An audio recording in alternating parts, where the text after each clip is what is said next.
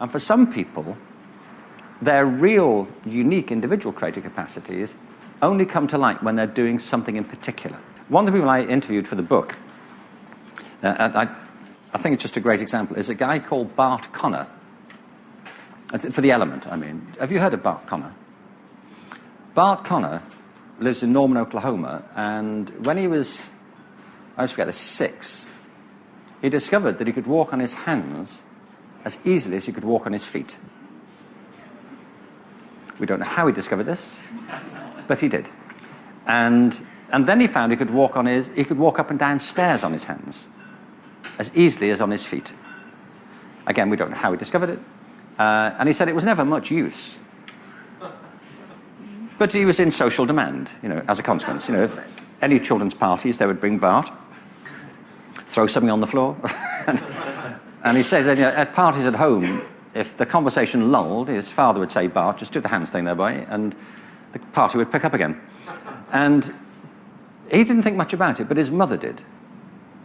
And he said that when he was 8, his mother spoke to the school, and with their support, they took Bart to the local gymnastics center in Morton Grove, Illinois, which is where he lived. And he said he will never forget the feeling he had when he walked into this gymnastics center. I said, what was it? He said, it was intoxicating. I said, why? Why did you say that? He said, well, it was like Disneyland and Santa's Grotto.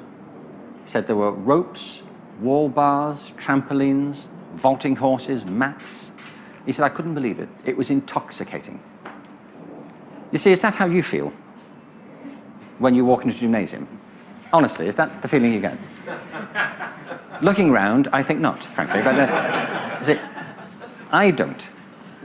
I do not find it intoxicating. On the contrary, I need to get intoxicated if I get within 50 yards of a gymnasium. But Bart loved it, and he went every day.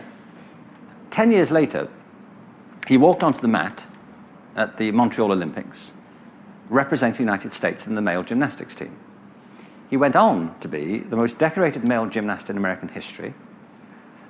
He lives now in Norman, Oklahoma.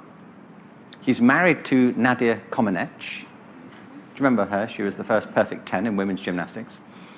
They have a wonderful little boy called Dylan, after Bob Dylan. Why not Bob?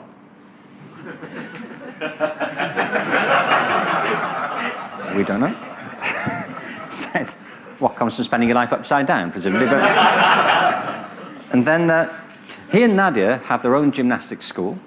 It's a fantastic place where they train hundreds of kids in gymnastics, and they're both on the board of the Special Olympics movement. So between them, they've liberated the gymnastic abilities of literally tens of thousands, of athletes with special needs. Well, this was something that Bart had, and not uniquely, but unique to him.